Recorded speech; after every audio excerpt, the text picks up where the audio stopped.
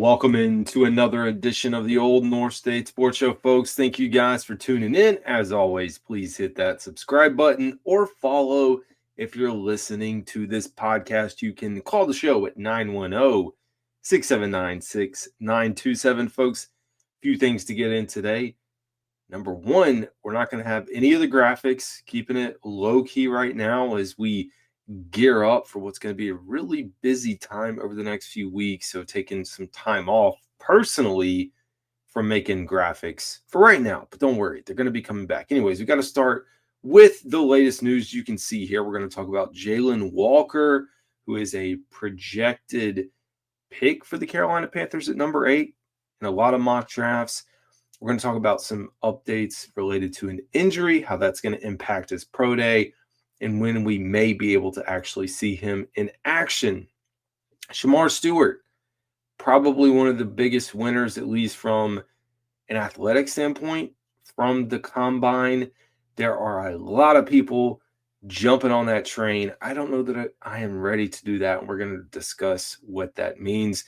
And of course, Davante Adams being released. Whenever there's a receiver that becomes available, we got to talk about it. Carolina Panthers need a number one target. Who and how and what they have to do to get that is TBD. So every time something pops like this, we got to discuss it. I'm going to give you my opinion. It may not be the opinion that you think, but we'll talk about it.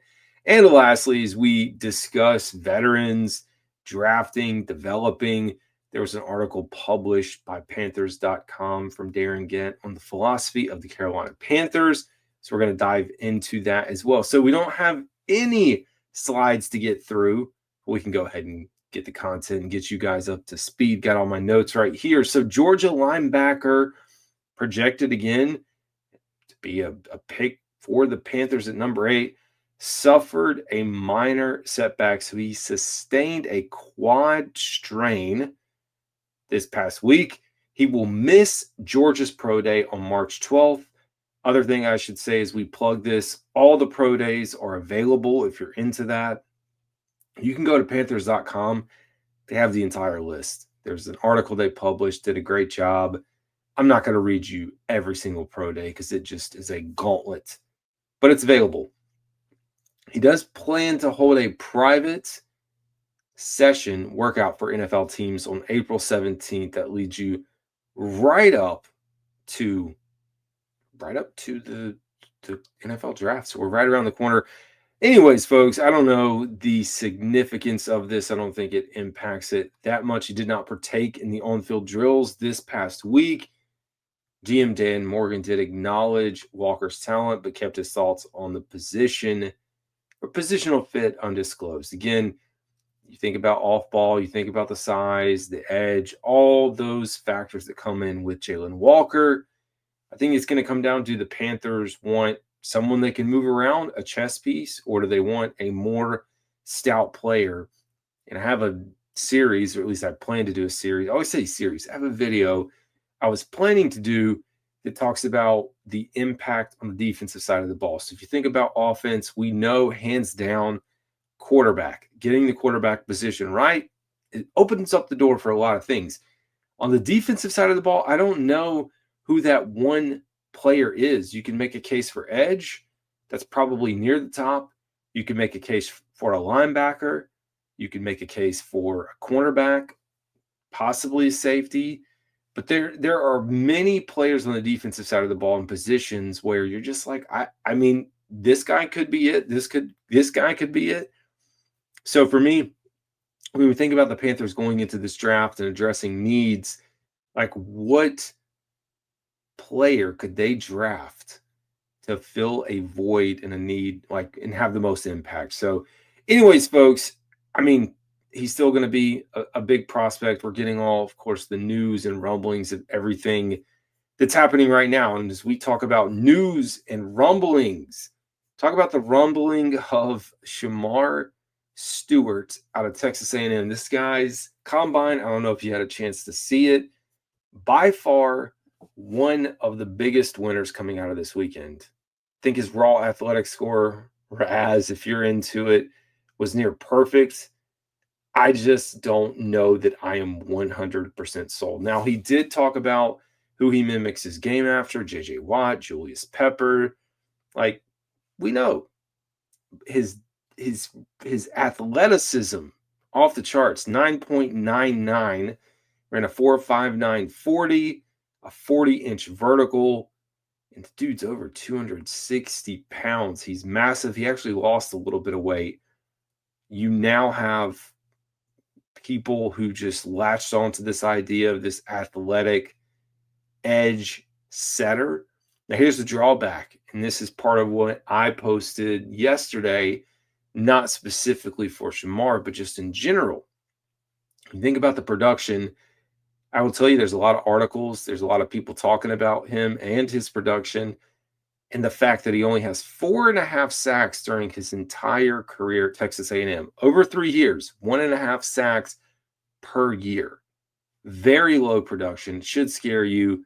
If you're a Panthers fan, we've seen this play out. We saw it with DJ Johnson. You get the raw athletic edge player that you can develop and mold into whatever you want it to be.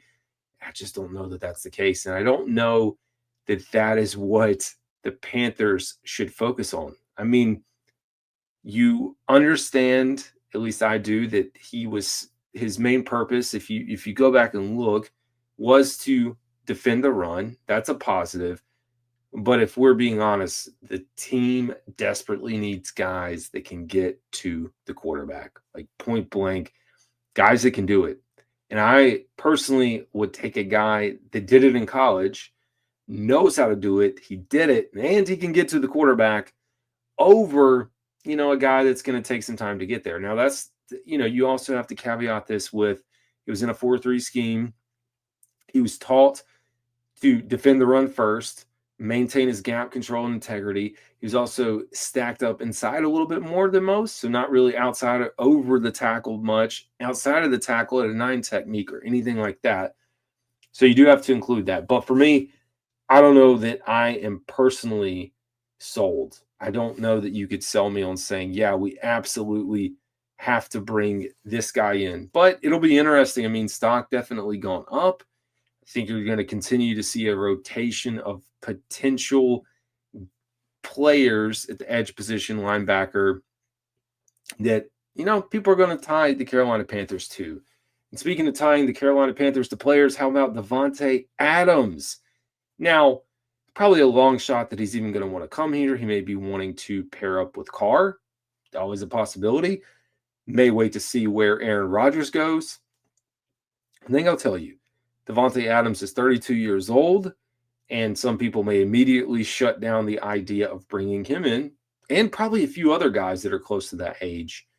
I want you to think about this. Number one, he had 85 receptions, 1,063 yards, 8 touchdowns this past season. Really good football player, man. Still, even as bad as the Jets were, they were still able to get something out of there. And with that said, I want you to think back to when the Panthers signed Adam Thielen roughly, almost 3 years ago now. Going into year 3 now. So it wasn't that long ago. And Adam Thielen was about 31 years old. A lot of people probably thought that was it for him. We got 3 solid years of production. I mean, hopefully, going into this year, we see the same thing we saw these past 2 years, minus injury. Very solid performance. So I would not write off the idea of bringing in Davante Adams or another guy who's a little bit older, like in general, across the market. And it doesn't have to be a long-term solution, but it could be a very short-term 2 to 3 year window. You get some really good usage out of him. And as long as the cap number's there, again, you don't have to pay that $38 million number. Why not? Which leads us to the final discussion. And Panthers.com put out an article. A lot of this was actually going back through some of the combine conversations. It's been a really busy week, but I wanted to get your thoughts because I've seen a lot of people talking about this online, and it's really the philosophy of the Carolina Panthers and like where they sit. So GM Dan Morgan and Dave Canales are emphasizing developing young talent while integrating key veterans to maintain competitiveness. And I think that's important. It absolutely is. You want to get the young guys involved. You want to fill gaps with veterans. I just don't know how experimental you want to be in this process. It's not a bad thing. I just don't want them to veer too far off into the land of developing guys. I know they want to get guys out there early. Dave Canales said that's the most important thing, is to get rookies out, to have the snaps, to have the reps, to see the game, to see it moving at the NFL speed. All those are important pieces. I just don't know. Again, I look at the state of the team right now. Younger is better. We've seen teams be able to do that. And the younger you are, hopefully, as you develop and you have really good pieces, the longer you can sustain success. But anyways, defense priority, we know that. You talk about the offensive line last year where they landed. I still wonder. I continue to wonder about Taylor Moton. I would call it, a hot take, the potential to cut him. And it's only because of the dollar amount. But probably going to be here, should be here. So I'm not advocating for that. But I think the Panthers are really putting themselves in a good position should they let this thing ride out heading into next offseason. And next offseason, if they can get the foundational blocks in place now, and I'm not saying that means you go through the motions this year or you don't push for the playoffs or winning the NFC South, but you look ahead to next year, and it's gonna be nice. Should be a nice situation for them. And even if we get to the point where we have to pay Bryce Young, should be in pretty good standing. I went back today and you look back, and a lot of people like to tout having a rookie quarterback. It's important, but you look at the last 11 Super Bowl winners, and the quarterbacks made a good portion of their team's salary cap, and they took up a good portion of it. And guess what? Patrick Mahomes, who Brant Tillis, of course, knows, they were able to win after paying Patrick Mahomes all that money. So it's doable. And you look at Jalen Hurts this past year, I know his cap hit wasn't as significant, but you throw all those things into the mix. And so I don't know, it's going to be a big second year for Dave Canales, a big second year for this draft class, which is Davian Sanders, Xavier Legette, Trevin Wallace. Brooks is out, but I throw those three guys up there near the top. Important to see how they're going to pan out. Now, they got 9 draft picks as it is today, 8 of those in the first 5 rounds. So definitely potential for the Panthers to get younger and better as they go through this process. Anyways, folks, that's going to do it for today's episode. This is Carolina Dad. Y'all have a good one.